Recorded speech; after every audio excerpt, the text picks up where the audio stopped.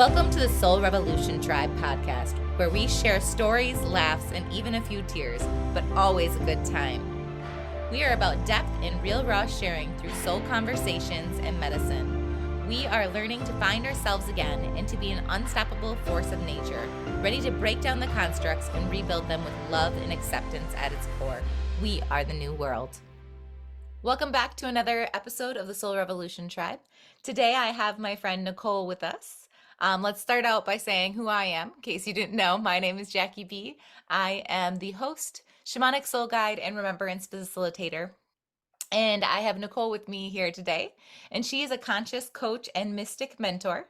She has a psychic school that activates your intuitive gifts, taps into your intuition, and helps you gain access to your inner guidance. Today, we're going to dive into some topics like around the word of psychic and what it means, how to accelerate your manifestations, and much more. So I'm so excited to kind of dive in on all these topics and get started. So thank you for being here today, Nicole. And let's start by sharing like your story, a little bit of your story, so people can kind of get a feel of who you are. Yes, thank you so much for having me. So excited to be here. So for anyone that doesn't know me, as Jackie explained, my name is Nicole Starbuck. I am a psychic empath, quantum energy healer, spiritual mentor, and life coach. And I'm just super passionate about empowering people to tune into their intuition and use their spiritual gifts and abilities to create their dream life. And one of the reasons why I am so passionate about this topic in particular is that I discovered my spiritual gifts and abilities very early on. I was 9 years old, and I was coming out of school to get picked up, and just out of nowhere, I had this random thought: a bird's gonna poop on me right now. And I kid you not, it did right then and there. Like 2 seconds later, it landed right here on my arm. And I remember looking down thinking, oh my gosh, this is so disgusting. And oh my gosh, I can't believe this just happened. What do I do with this information? So I go and wash it off and go get picked up, but I really just keep this information to myself. And when I was growing up, I didn't have a very supportive environment where I could channel this and develop this in a safe and constructive way.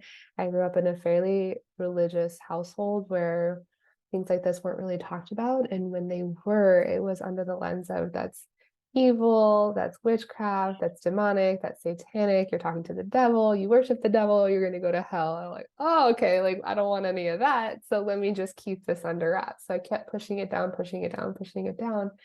But I kept getting predictive dreams and premonitions. I would have visions and they would come true. So imagine being 9 years old and feeling out of control, that I couldn't control what was happening to me, couldn't control the outcomes or change the outcomes.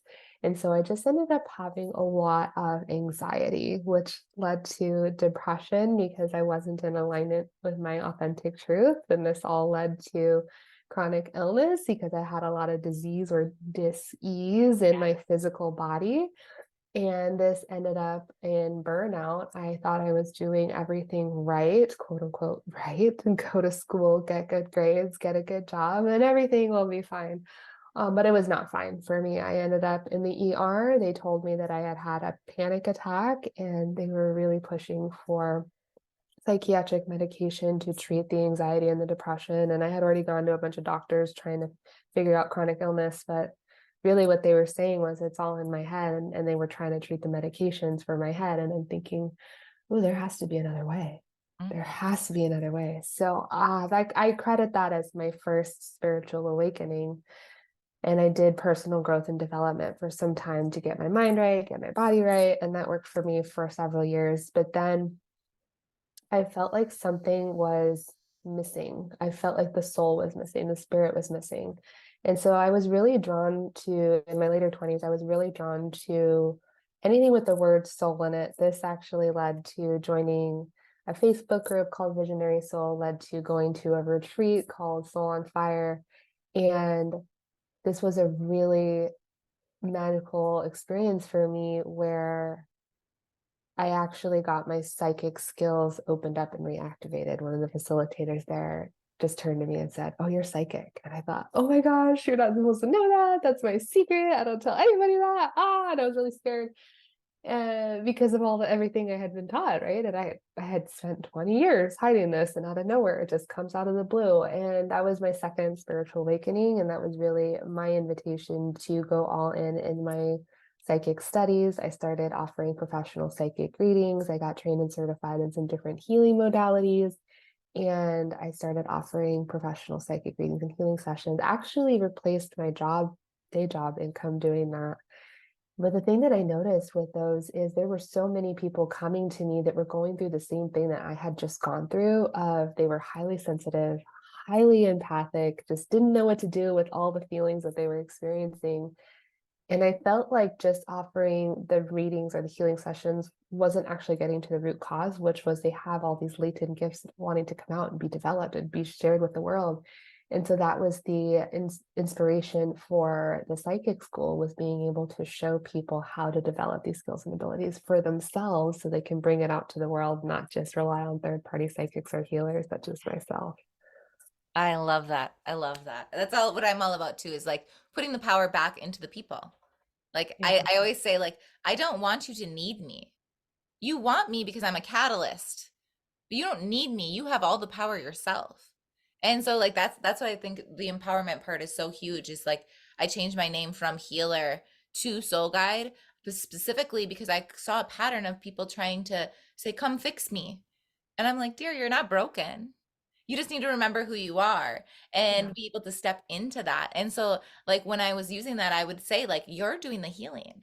I'm just guiding and facilitating a process, but you're doing it. You hold the power, and it just like awakens. Like you can see like that inner healer in somebody like awaken and step into their truth, which is beautiful. But I love that. So let's go now into breaking down like what the word psychic means. And especially when like I can resonate with your story of like you have all of these gifts and you're told that they're bad. And so you're like, okay, now what do I do? Like, oh no, what's wrong with me? I hear that even with my clients. Like, I think there's something wrong with me. No, no, you're created exactly the way you're supposed to be, and be able to bring that to the world. And so let's break down that taboo-ness around the word psychic and like kind of share what it means. Because I know that that word itself can trigger people. So if we can change the perspective for people to kind of understand, what does a psychic mean to you? Oh, yeah. So psychic comes from the Greek word psyche, which means of the soul or of the spirit. So it's really anything pertaining to the soul or the spirit. And when you start to look at energy being all around us, being in us, moving through us, and we start to understand that psychic is an umbrella term for anyone that feels, sees, hears, experiences energy. And if you think about that, it's like, well, we all see, hear, feel, experience energy. Therefore, we are all psychic. It's just that over time and through social conditioning, we lose touch with that or we hide and suppress that. And so we look at this umbrella term, psychic, and this is where some of the misconceptions come in, is we assume that all psychics speak to the dead. Many can, but not all do. It's kind of like all rectangles are squares, but not all squares are rectangles. So within this umbrella term psychic, we have lots of different flavors and varieties and types of psychics. So like I said, a psychic is anyone who experiences energy in some shape or form, but you may be a channel where you are just simply receiving information again that can come through any number of different ways: sight, smell, sound, seeing, knowing, feeling, experiencing. You could also be an oracle. So you're not just receiving the information, but you're also sharing it in some shape or fashion. So we see a lot of this on social media now because we have reels and TikToks and posts in written form, in video form, audio form. The oracle is coming out much more pervasively. And then we also have, which I mentioned just a moment ago, the medium, which is somebody that will actually talk to, channel from, and share from disembodied spirits or ghosts, if you want to call them that. Absolutely. I just love that because that's if you take it and you say, okay, I'm charged by the word, but let me have an open mind and hear the other pieces, you're like, oh, okay, it isn't as scary. Like we took the mask off of the scary like costume and realized, oh, No, it's pretty simple, like back down there, like we're all energy beings. And so it would make sense that we have some connection to energy. And we all have that. I love that. Like that's what you said. Like we all are psychic to a point. Like we all are energy beings and we are in relationship one way or another, whether it's conscious or unconscious, to our being.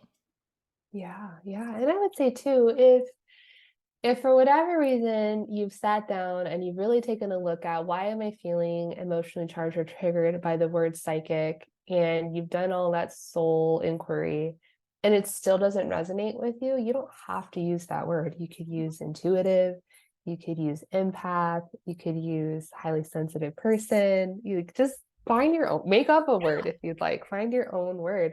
And it's also important for us to realize it's not so much about ascribing a label to who we are and what we do and what we experience, but just it's just information. It's just a way of understanding how you perceive and interpret the world, how you connect to source, how you really interact with the energies and entities around you, so that you can gain greater clarity and confidence for yourself, so that you don't have to spend thousands of dollars going to the doctor like I did, trying to figure out what's wrong with you. When they say it's all in your head, that's actually a good thing. It means that you have the power to shift and transform and alchemize that however you'd like to see that happen. Absolutely. I love that. I love that. So, with that being said too, like what do you call like your intuition and how do you connect with your intuition? Another thing that I get asked a lot is like, Jackie, how do you know that it's your intuition and not your mind like leading you Mm. astray? So that's one of the common questions that I always get, and so I'd love to hear your perspective on that. Yes. Ooh, I love this question. Okay, so now we start to get into the embodiment pieces of it. So for me, intuition is that inner guidance or inner wisdom. And if we want to start to bridge the gap between these two seemingly different worlds of Christ consciousness and the cosmic cauldron, I believe that intuition is when we're plugged into spirit, or some would say the Holy Spirit, we are then an open channel, an open vessel for receiving clear messages from God, source, universe, the divine, whatever you like to call that higher power. And that's in harmony with our greatest good, our highest potential, our highest self. So these are working synergistically together to move us forward towards this divine plan. Not that everything is predetermined, but that there's this beautiful possibility that's available to us if we choose to take inspired action and aligned action towards that. Now, the problem is we each have in our lives, we all have this to some degree, other interferences or other voices speaking into our lives. So if you think about us being a channel like a radio, and your channel is set to your intuition, set to your higher self, set to the frequency of the universe, right? This is all moving us forward in that positive direction.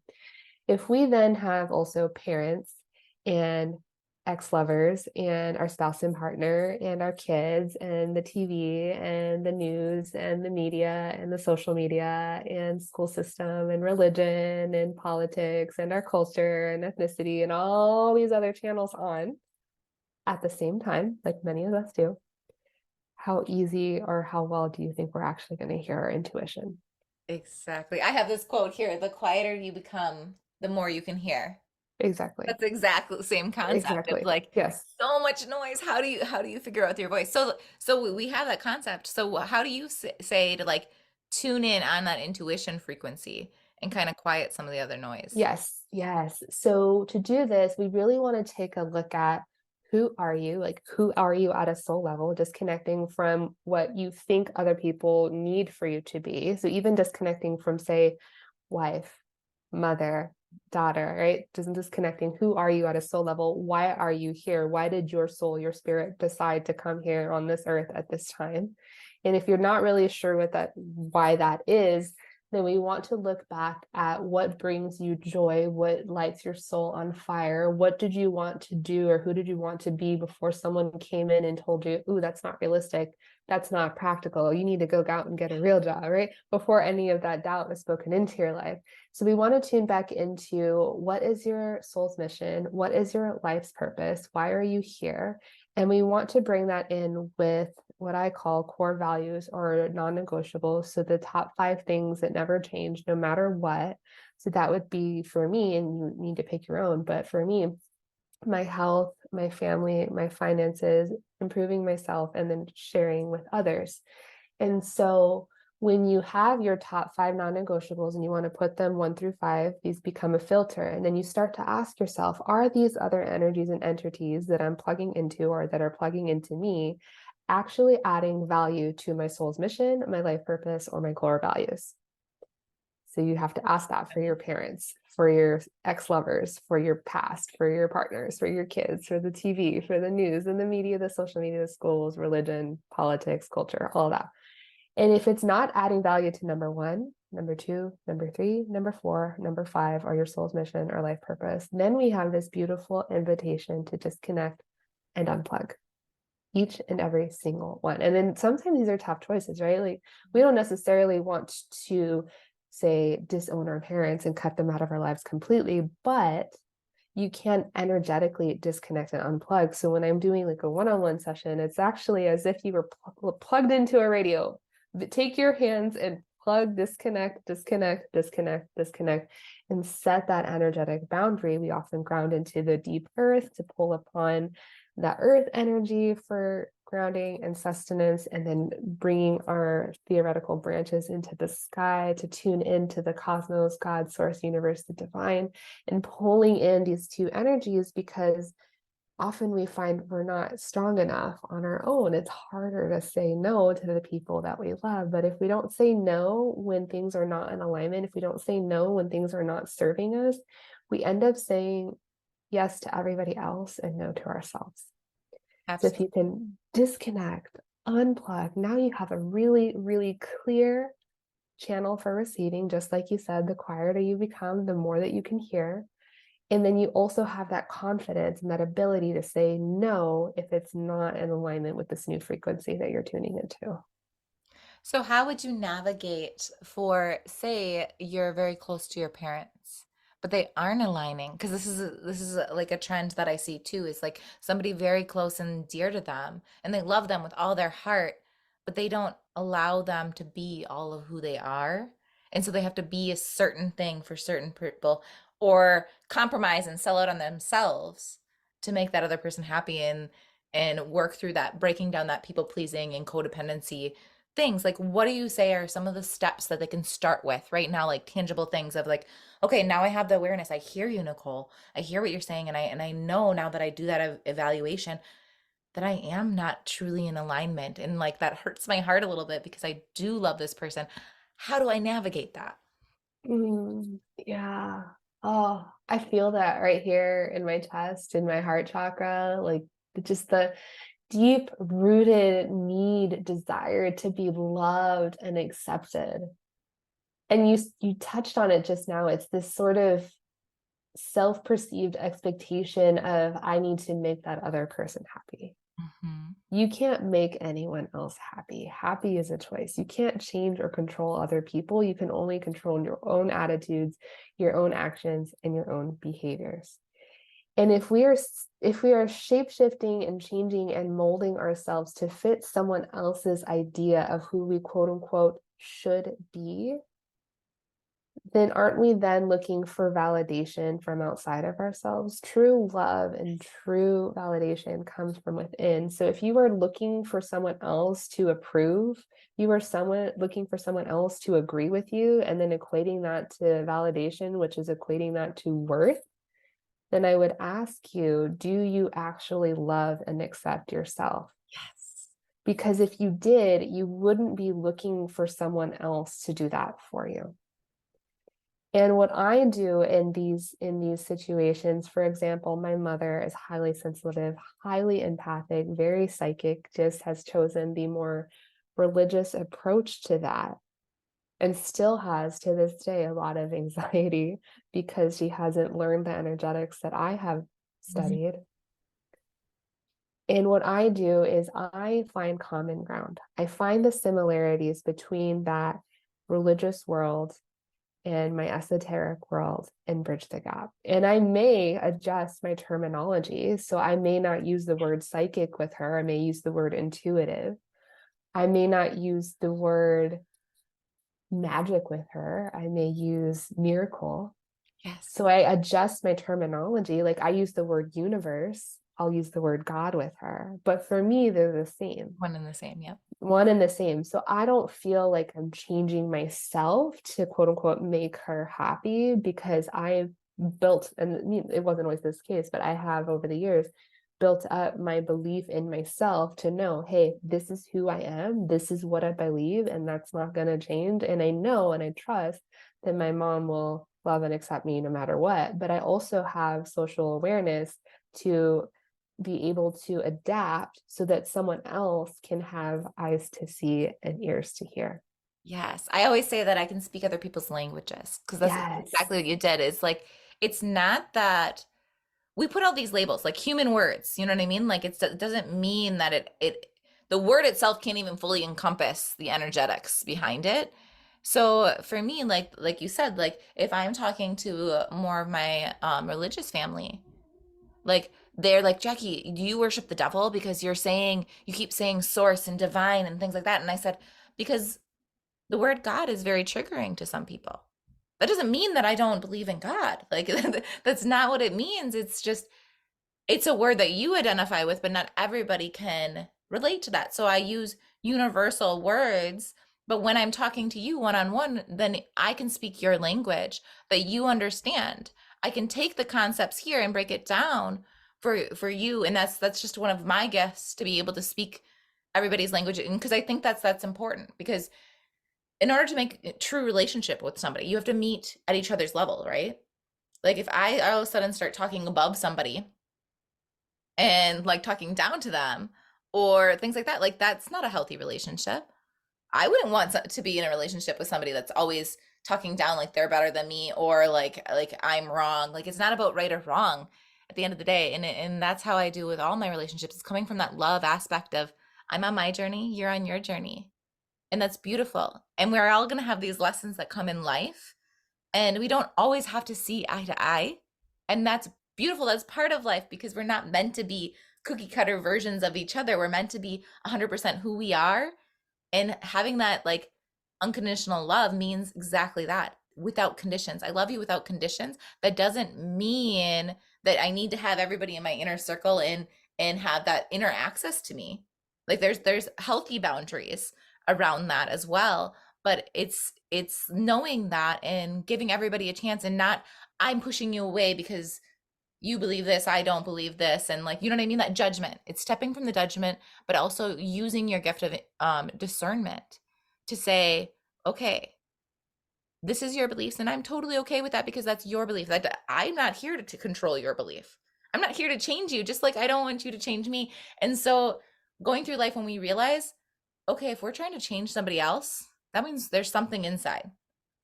What am I not accepting of myself then? And stop and go, okay, I see you. Thank you for the lesson. I see you. Now let's lean in and actually go into this uncomfortness, like however you want to English word that. Like go into that discomfort and say, okay, I see you, I feel you, and what do I get to learn from this situation? Because I think that's everything. Like we source the people, especially the people that are closest to us, to have those triggering moments for that opportunity right there. And if we can choose us and they see that, they don't, we have to detach from what their expectation is to start with, and not do something and try to fix myself. So then they see it's, no, I'm anchoring into my truth. And if they see that, that's beautiful. And if they don't, that's okay. I still love them, and I can let them walk away. I'm not pushing them away. They have free will. They can walk away if they want, but I'm going to love them unconditionally. Mm, yeah. When you were sharing, it just brought to mind a difficult situation that I had encountered during my spiritual growth, and I'm feeling called to share it. I don't know who out there needs to hear it, but we're just going to go with it. When I was undergoing this quantum leap, essentially, it was a rapid growth and rapid transformation right after that spiritual reawakening, where my psychic gifts got reactivated and I was opening up. It was really challenging for me in my marriage relationship because I wasn't I wasn't like that, quote unquote, wasn't like that when we first met. And so it came as a surprise. And I essentially, it seemed like I became someone else, but it was really just an unfolding and an uncovering of who I really was to begin with that had just been hidden for many, many years. And things got really intense and heated in our relationship, and just every little thing was triggering on both sides, and it got really, the dynamic and the behavior between us got really ugly and intense. And so I actually left. I actually had stepped away for about 2 months. And this whole time I kept thinking it's either or, like either I get to be who I am or get to stay in the relationship, because I had it in my head that the two things were mutually exclusive. And I think sometimes we get into that dichotomy, that black or white. It's either I get to be who I am or keep the relationship with my parents. Either I get to be who I am or keep my marriage. Either I get to be who I am or keep my friends. And we think that they're two seemingly separate things. And what I realized is I was actually pushing away. I was pushing away my partner because I wasn't giving him the opportunity to accept me for who I was, this quote unquote new version of me, because I hadn't yet fully accepted it for myself. And I had this real like come to Jesus moment actually, where I was just about to file the papers. I had already talked to the lawyer. We had already drawn up the divorce papers. And Spirit just said to me, came in really clear. Spirit just said to me, can you honestly say that you did everything in your power to reconcile this relationship? And I was like, oh shit, why you gotta be right? Why you gotta be right? Right? And let's keep in mind too, this was February of 2020. So we go back to the timeline and we know exactly what's about to happen. And I felt just very intensely, if you don't go back right now, like today, you will not get to go back. And I said, okay, I was staying with my mom. I said, okay, I got to go back like right now. She's like, what do you mean right now? You just spent the past 2 months saying like how you were going to separate and get divorced and all these things. Like, no, it has to be right now. Can't explain it. I just know I have to move. And so I actually went back and we reconciled. We had this, we went to this beautiful couples retreat, made a covenant, so like reinstated our vows just privately. And a month after that, we conceived my daughter, Sophie, who's now almost 3. So you can look at that and be like, oh my gosh, that's crazy. Like she left and she came back and then like all of a sudden they're having kids together and like, what the heck? But I honestly believe that there was such rapid transformation and healing happening in this little isolated bubble of the course of 2 to 3 months that we took what could have taken 2 to 3 years for us to reconcile and just condensed it, like warping time, like bending time, bringing it into this isolated goosebumps. instance. Yeah. So I don't know who needs to hear that. Somebody out there needs to hear that, but I just want to share it's not always either or. It can be both and if you let it. Yeah, exactly. And I think that's the perspective piece that people need to realize. Like, I'm not here, like, because once again, when we do that either or, and I'm just as guilty, like the Scorpio in me always is like all or nothing, like burn it to the ground. No, it doesn't have to be that way. There gets to be these shades of gray, and it's not compromising who we are, but it's like coming back to our mutual like core. And it really comes down to accepting ourselves. So like that's the big thing that came up like when you were sharing is like in those months you've learned how to accept yourself and you had that space to really see things a little more clearly and realize the issues wasn't necessarily anything about him. It had to do with you. And I say that from my own experiences too. It's like when I realize those high energy things, and I step back and I realize, oh, I know I am charged. Because everything outside of us, people don't realize, like it's all what's going inside. And that's how the beautiful universe works, is let me mirror it out so you can actually navigate it through in real life time. And as soon as we make peace with it, there's this duality healing inside and without. That's why they say as within, so without. And in that space, so you taking that space and honoring you and choosing you in that moment was beautiful. And you got to say, okay, so now I have a choice. Like you were about to file the papers. Soul's like, okay, I'm not going to stop you, but you have a choice here. And I want to bring that free will back in there. Is this truly what you want? And you got a moment to say, okay, yeah, I want to move and I want to, and there would be nothing wrong with that. But you made the uncomfortable choice of going, okay, yeah, I know it's going to take a little more effort, but I'm willing because this is what I wanted to start with. And I am choosing me in that. Because some people would be like, oh no, like I have to choose me and I have to leave and I have to do this thing. But really, it's actually escaping sometimes the actual inner work that we're doing. And that's why, because I think it's beautiful in a true relationship, like my brain's going everywhere. In a true relationship, a true beautiful relationship, like you don't want harmony 24/7. I mean, do you? Like we came together to grow, right? And to grow means you step out of that familiar comfortable area and you trigger each other for us to look at different perspectives. That's why they say opposites attract sometimes, because you want different viewpoints. You don't want a partner that is completely just you. Like, you know what I mean? Like the same thing. Like, where's the growth then? We have those different viewpoints to stretch us. And that's what it is, and going, okay, that's where we can agree to disagree, or thank you for that perspective. I'll try that on and see how that feels for me. And I still love you unconditionally, no matter where you're coming from. And you're allowed to be you, and I'm allowed to be me. And that is the healthy relationship core piece of like, I'm not trying to change somebody else, and they're not trying to change me. Because as soon as I stop trying to change somebody else to accept me, or trying to morph myself into something that is acceptable for somebody else, like when we are allowed to just be our raw messy self, and I'm not perfect, like I have many flaws just like anyone else, welcome to the human race. And just owning that and going, but I have that, and I'm on a journey to uncover and figure out my truth in that. And that's the piece. Like my humanness may seem frail, but my soul is strong.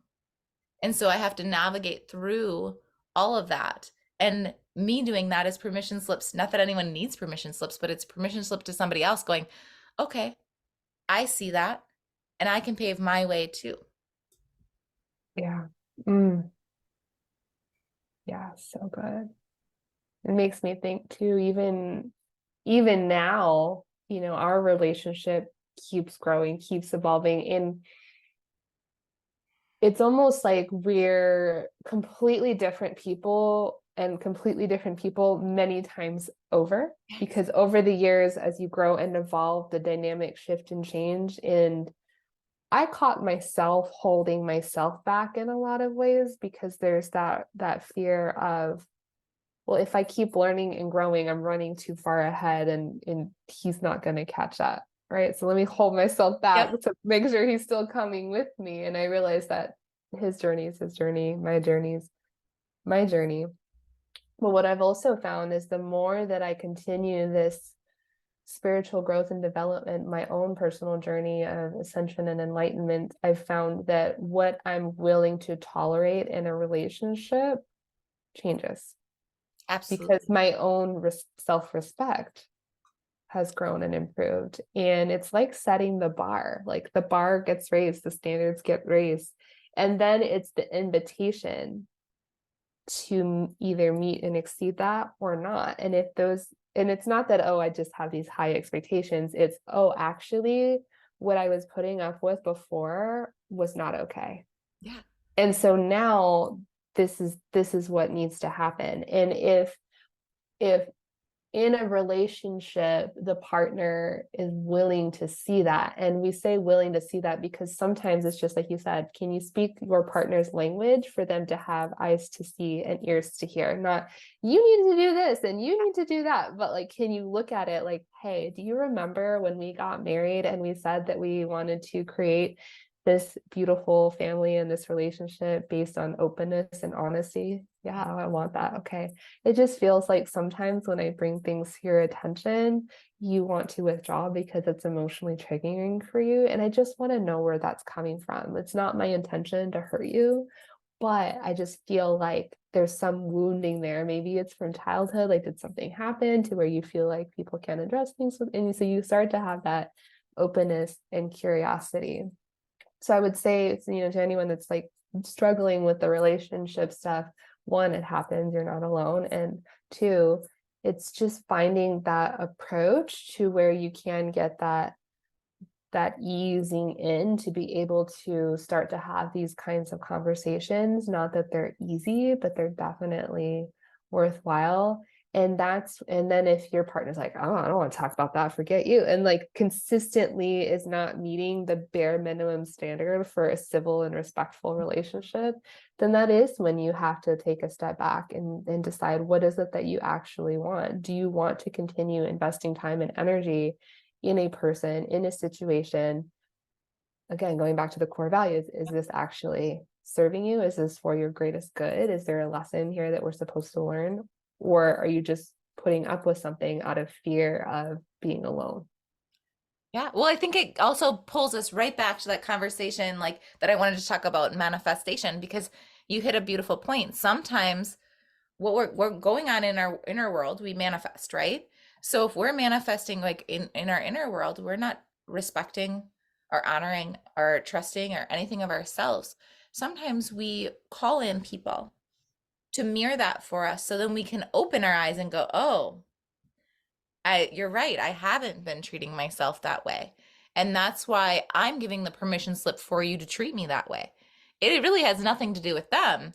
I allowed it. And that's where you're saying like I heard you say it, like it's not that I have high standards. It's the waking up of going, okay, I see my worth and I see what I was allowing before, and that doesn't feel good. And now I'm standing into my power and saying, hey, and if you truly love me, you will honor that just like you will honor your boundaries, like as a person too. And sometimes being okay with, okay, spirit brought us in there to see that, and that was our relationship. Like they say soulmates or whatever, like it doesn't mean that we weren't meant to be together. It wasn't like, oh my gosh, I wasted my time. No, you served the lesson. And sometimes people are meant to be in our life for a very short time.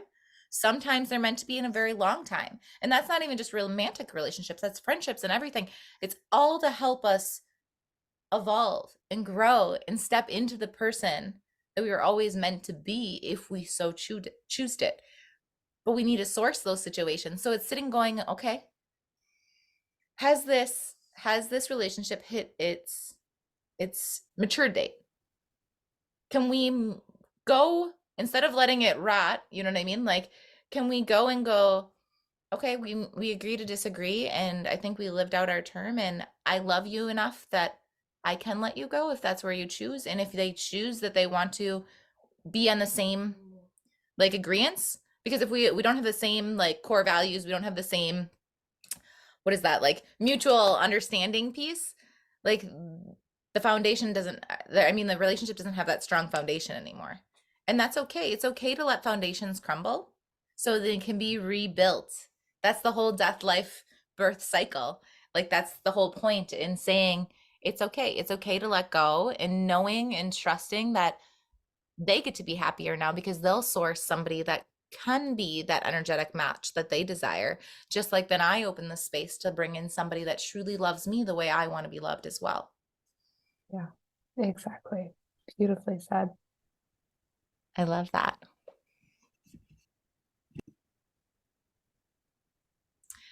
And that kind of leads into the thought of manifestation. And manifestation to me is just taking your desires and bringing it into the 3D, like real world. Like, because for me, everything exists in the energy world. You have endless possibilities at your fingertips, but we decide to bring it to life. So, in your way, like, what would you say is the best steps to help accelerate that process? Ooh, I love this topic. I'd say it's right up there with psychic intuition and quantum energy healing. So it's like psychic intuition, quantum energy healing, manifestation, my three favorite topics. So first, I would say that most people, when they think about manifestation, think about it either love or money. But these two things are actually linked. So the more that you love yourself, the more open you are to receiving love, the more you're able to manifest and manifest quickly. I'll just say that. And I love to share this idea, this framework, which was actually given to me. It was channeled, so I can't take credit. It was given to me by the divine. So we talk about manifestation. This method is called Manifast. So it's FAST, little acronym. It stands for feel the frequency, act as if, surrender to success, and trust the timing. I'm going to explain each of those, but I just want to hit the acronym. So feeling the frequency means that you're not just doing the gratitudes and the affirmations and like doing your little journaling, but you're actually embodying and becoming the frequency of the person, place, thing that you're calling into your life. So this will take the love example, since we were talking about relationships. If you say are currently single, or you are in a relationship that's maybe not ideal, what is it that's being called for you to step into to be the vibrational match for, say, a romantic partnership, a marriage, or improving your existing relationship? What is it there? So can you actually sit in that feeling of, oh my gosh, how amazing would it be to find my forever person? How amazing would it be to connect with my soulmate? How amazing would it be for me to enhance and improve my existing relationship and actually get into there? But also, which brings us to the next step, take that inspired idea, that aligned action, to act as if it's already happened. So I always think of this funny example where this woman was wanting to meet a man and get married, but she still had like no space for him in her cupboard. Her garage was completely cluttered. She was sleeping right in the smack of the middle of the bed. So she wasn't acting as if, or taking aligned action towards calling in this future soulmate. And so she cleared out room in her cupboard, got a second mug for him, cleared out the other side of the garage to clear room for his car, and started sleeping on just one side of the bed. And not even a few weeks later, met her then husband. So you want to act as if, take aligned action. You also want to surrender to success. And this success piece is so important because it then brings the question of, do you believe that you are worthy of the things that you're calling in? Just like we talked about before, if you don't love and accept yourself, it's going to be really hard to feel loved and accepted by other people. So the surrendering to success also has this energetic frequency of, if you are always tighten up control, like always hanging on to control, wanting to know all the details, wanting to know all the answers, even now, like my fists clench up just talking about it. This is very, very stressful. Stressful for you, stressful for your nervous system, stressful with the people around you. You're just going to attract more stress. So if you were to actually shake that out and open up your hands, now we're letting go. Now we're open to receiving. And it very much has this flow, or this frequency of, if you imagine you're trying to get somewhere, first of all, you want to know where you want to go. Otherwise, you're just going nowhere really fast. But trying to force, trying to push, trying to strive, trying to achieve, notice the trying. It has that energy of swimming upstream against the current. Versus if we surrender, we let go, we go with the flow, we go with the river of life. So there may be twists and turns, and there may be little waterfalls and jetties, and maybe some parts go faster than the other, but we're not expending as much energy because we are allowing the universe to guide us. Which brings us to the next piece, which is trusting the timing. That if you believe that you are tuning in to your intuition, tuning into your higher self, tuning into the divine, and that you are allowing that, right? So not fist clenched, just closed off, but actually trusting and allowing. We trust that everything is always working out for our greatest good and our highest potential. Just like what you talked about, Jackie, is that, can you believe, can you see that this is there's some lesson here, that there's something bigger happening than maybe we can think for ourselves. So I bring this manifest method, feel the frequency, act as if, surrender to success, and trust the timing, with a little mantra, which is my favorite little thing that I say when manifesting: this or something better. I say that too. This or something better. So whatever it is you're calling into your life, can you also be open to something better? I think that's also surrendering the control in that. Like, I think For the longest time, there's a program that's like control equals safety. Yeah. But that's not the truth. That's not the actual base truth. It's just a mind piece that has been put in there. Like Yeah. when we can, anywhere that I try to control, when I lean into trust and surrendering it, it like literally they can't see, but my hand's like in the fist, and that's how you open it up. So that's like the first step of going, okay, I see it. I see that I'm gripping, I'm gripping tight and I'm holding that control. What am I not trusting? Am I really trusting myself?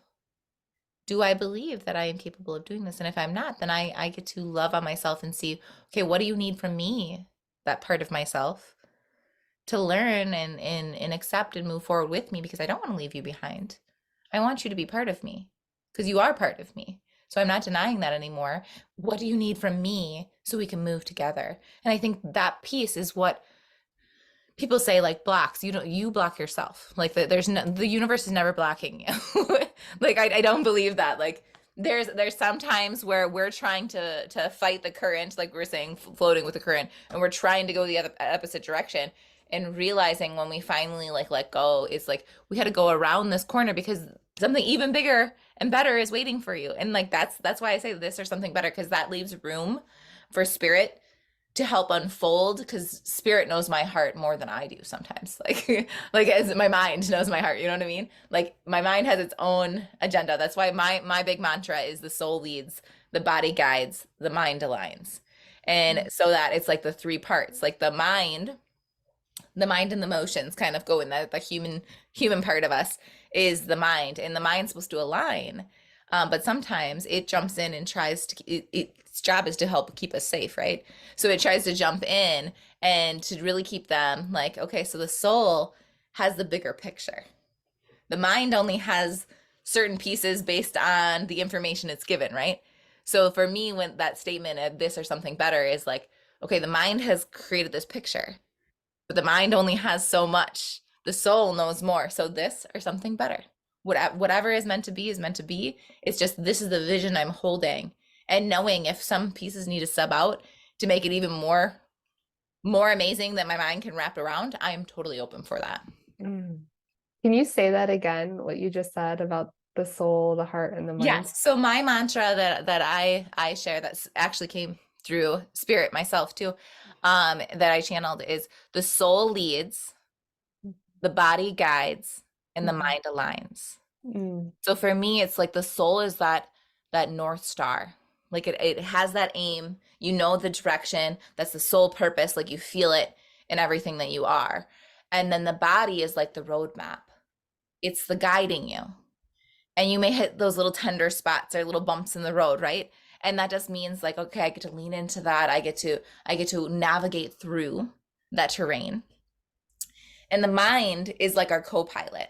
It's the one that says, okay, there's construction over here. Are we sure we want to go that way? This might be the safer route. But you get to like it, but its job is not to tell, it's not driving, right? It's not telling the pilot, this is what you have to do. It's let me give you all of the things so then you can make the safe, empowered decision. And so that's what our mind does. That's why we came in to have this human experience, is for our human to still experience life and get that peace and bringing it all together. Like that's the human experience, is bringing the soul, body, and mind all together to process as one. Mm. I I really love that. I wrote that down and it just clicked into place for me. I hadn't known this for many years, but once I discovered this, it really made sense. In my human design, I'm a generator. So I feel like if I do this, then I get that. So I have that I'm energy, a generator too. generator energy. And I have something called a triple split. So my wisdom centers are actually all throughout my body. So I have my gut, my heart, and my mind. And they often say different things. And Hmm. so I get the question, well, Nicole, how do you know which one to listen to? And it's like all of them, they all provide different types of information. And then I move forward in whatever direction is for my greatest good, highest potential, the one that has me acting out of faith, not fear. Yes. And the interesting thing with that is we can often be acting in faith and still be afraid, but you feel the fear and do it anyway, but you're moving towards that greatest good, that highest potential, not constricting, retracting, and withdrawing. Yes, I say dance with fear. Fear is supposed to be there. I actually get excited when fear comes because that means I'm ready to expand. Like there's something's a brewing, and that means a good thing. I'm stretching out of that familiar zone. And that's why fear goes, okay. Once again, because that's a part of the mind for me. Like the mind is aligning and going, okay, this is like stretching out my safety things. Like I don't know. We're charting uncharted territory here. And I'm feeling a little insecure. And so that's where I get to bring the other piece, and the soul gets to go, remember, I'm leading. It's okay. You don't have to lead. That's not your job. But thank you for your input. Thank you for showing up and doing your part. Because for the longest time, like in society, it like we put the mind in the lead spot, right? And then we shame the mind for failing us. Well, the mind was never meant to lead. So of course you're setting it up for failure. That's not what it's designed to do. And think of all the pressure, and why do we think we have anxiety and depression and we feel like we're failing, is because that's not where it belongs. It gets to shine where it belongs. And we get to let that soul piece come through. And for the three voices, like that's what I share with my clients is like, when you're making big decisions, tap into, and I always start with the mind, even though it's the soul lead, the body guides, the mind aligns. I start with the mind because the mind's normally the most vocal, right? So, so we say, okay, mind, you get the floor. What do you feel about this situation? Like you uncensored, nothing else. You have full access. Whatever you feel, let it out. And like, so I'll sit there and I'll journal, or sometimes I'll just be with the energy in that space, but let that part express and say, okay, I hear you. Thank you. Body, it's your turn. And sometimes I have to tell my mind, okay, remember, you already had your turn. Let the body speak. And so the body gets to share its piece in it and let that express. Remembering that the body isn't leading either. Because the body is where we store our traumas and our wounding, right? So of course, sometimes it will feel a little triggered in certain things. And that's how we can expand, but we get to see where it is. So sometimes when it's feeling a little hurt and wounded and like a little unsure of itself, a lot of the times that's why. And so then we say, okay, this is what you're feeling. This is what's coming up for you, body. This is what you're feeling. Then we say, okay, I hear you. I love you. So what is your perspective of that? And that's like that higher. So people are like, how do you know the difference, Jackie? Like when you're tapping in, how do you know the difference? For me, the mind gives you reason. It gives you story. It gives you context, right? It's going to have the whys and all of the pieces and in that piece. Like that's beautiful. That's exactly the intricacy of our mind, like how it's designed. The body is more a feeling. It won't give you reason. It doesn't have a reason. It's like, nope, this feels good or this feels bad. And I don't really know why, but this is the gut response of that. So it doesn't have the story. It doesn't have to rationalize. It doesn't try to convince you. It's just, it is what it is. It's that presence energy. And the soul is like that observer. It's like that high energy of not like hierarchy, but like the higher perspective. Like I see all the pieces I love it. I love all of you and it's all coming together. And I also see this overarching like commonality and I see where we can go if we choose. But that's for me, like in the collective right now, it's like we keep trying to suppress different parts and trying to say different parts are more important than others. Everybody serves a purpose. Everybody belongs home with me and everybody's voice is important. So for me, it's like tapping into all those pieces and making them all feel loved, accepted, understood, and come back to that mutual ground so we can move forward together. Because to me, that's dis-ease. There's a part of me not at ease and I am bypassing it and I am bulldozing it. I'm telling it it's not valuable. And then I'm wondering why I'm not getting everything I desire in life when part of me is not belonging. And so like that's to me is like, okay, now I get to see, and thank you, universe, for showing me those lessons and bringing them to me. The soul is bringing me opportunities for me to get my desire because that's its job. It's to lead. It's to bring me opportunities to the space for the body to feel its way through and say, okay, yep, there's a sore spot. I get excited when that happens because I'm like, okay, that means healing's happening. Like it's uncomfortable, yes, but I also know what's on the other side of that. with every breakdown, there's a breakthrough. Yeah. And then it's like, okay, mind, you help me bring what the past is, because the past is important too. The past helps us not repeat patterns if we so choose to look at it. So it's not looking at the past is going to happen already. It's going, okay, so this is the information I had, and I'm a different person now.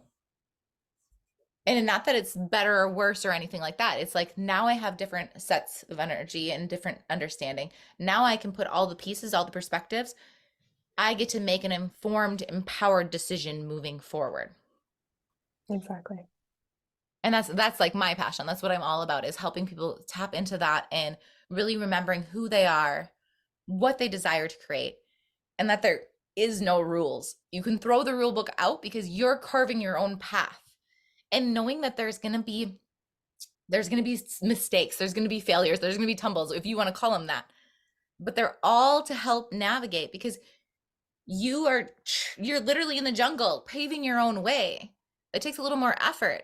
And sometimes you can catch yourself, you're doing that, and then you're back on this paved path because your brain has done that for so long. Of course it wants to come back to that. And then you go, oh, then you got to kind of laugh at yourself and go, okay, I see what we did. We came back here. Now let's go this way. Like, so where do we want to go next? I see you out in the horizon. Let's try this way and go through that piece. And that's the beautiful journey of knowing our paths are always going to intertwine with different things and going through in their exact divine timing that is needed. Because sometimes we just need to go back to that well-traveled path to catch our breath, because we've put in a lot of effort carving away, catch our breath and going, okay, I feel grounded again. Now I'm ready to go.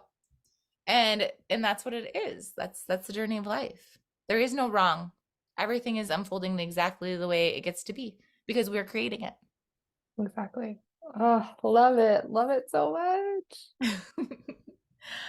Is there anything else that you want to touch on? I know we were talking about earlier the difference between premonition and manifestation. And I would love to know like your definition of that, and like how they are different and yet similar in those pieces. Yeah, the difference between a premonition and the manifestation is how much time and energy and resources we're investing into it. So we can get an intuitive hit, but it's sort of just like the warning sign, so to speak. Or I get the image of a little light coming up on your dashboard. It's just like, hey, this thing is coming up, just letting you know, like hazard ahead. And so whether or not that actually comes to fruition can depend on how much energy we're putting on it. But like I talked about before, we're so heavily invested in all this other noise outside of ourselves that we end up ruminating on the typically unpleasant outcome that we're seeing, that we can then actually create it, because like you said, the brain just follows whatever you're saying. And so it will look for opportunities to make that the reality. And so if you get a premonition about something that's not ideal and you don't want for that to happen, then you have this beautiful opportunity to shift gears and realign in another direction. And you can just let go and forget about that other possibility, because that's no longer the path that you're going towards. So I look at your life as this sort of matrix or web or a roadmap. And if you make this decision, it opens up these possibilities. But if you make that other decision, it opens up all these other possibilities. So if source is showing you, hey, the way that you're headed right now, this thing is going to happen, good or bad. If you don't want that, choose another route, go another way. You always have free will. But if you continue to worry and ruminate and think about it and stress out and overthink, you will actually where your focus goes, your energy flows. Exactly. And I think that's where the fear of like in religions, why they say like we don't mess with astrology or psychics or any of the cult type things. I think that's what they're talking about, is because they aren't familiar, and anything can be a tool used for quote unquote good or bad, right? And for that, what they say is like, if you know your future, don't go to anyone that tells your future, because like that's against whatever. But a lot of it is, if you look at that lens that somebody's actually telling my future, and then you're going to create that future. So you're making them right because you're a self-fulfilling prophecy.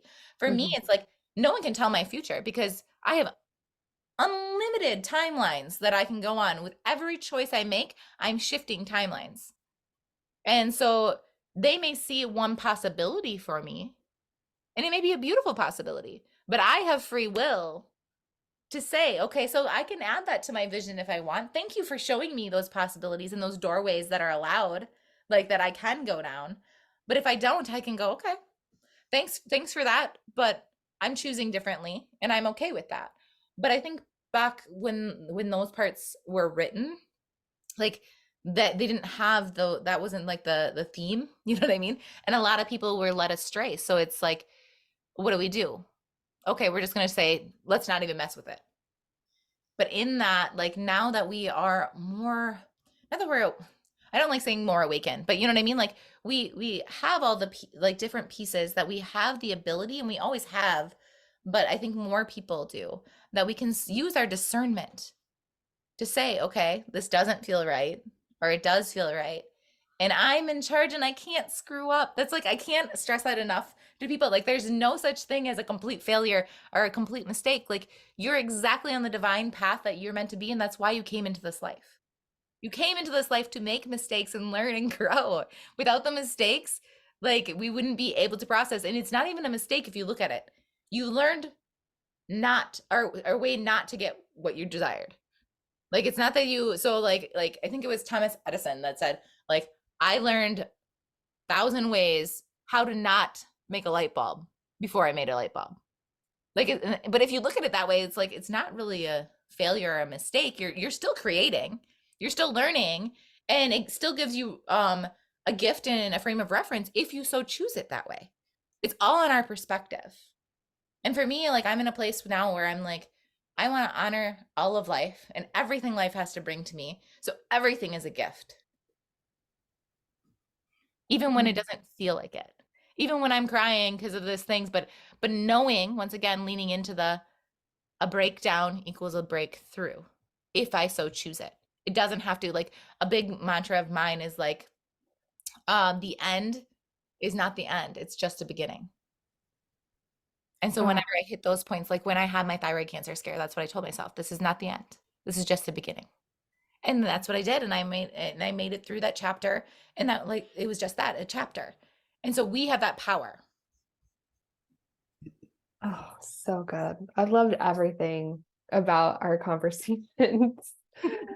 And I'm sure we could talk about so much more, so many layers of unfolding and discovery and just beautiful magic and manifestation. Yes. Is there anything else you want to leave the listeners with before we wrap it up today?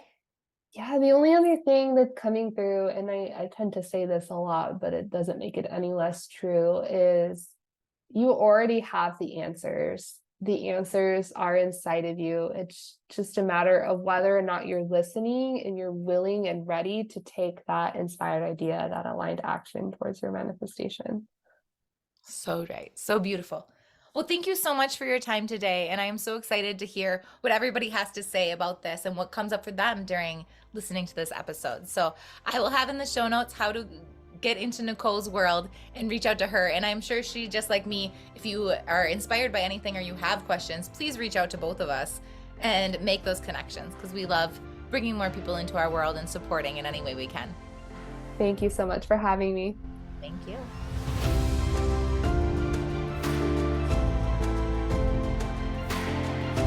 Thank you for listening to this episode of the Soul Revolution Tribe and being part of our soul family. If anything in this episode resonated with you, please subscribe, leave a review, and share your takeaways. You can find me on IG at Grow with Jackie B, or on YouTube at Soul Revolution Tribe. I will see you next week for more soul conversations and medicine. Bye for now, and see you back soon.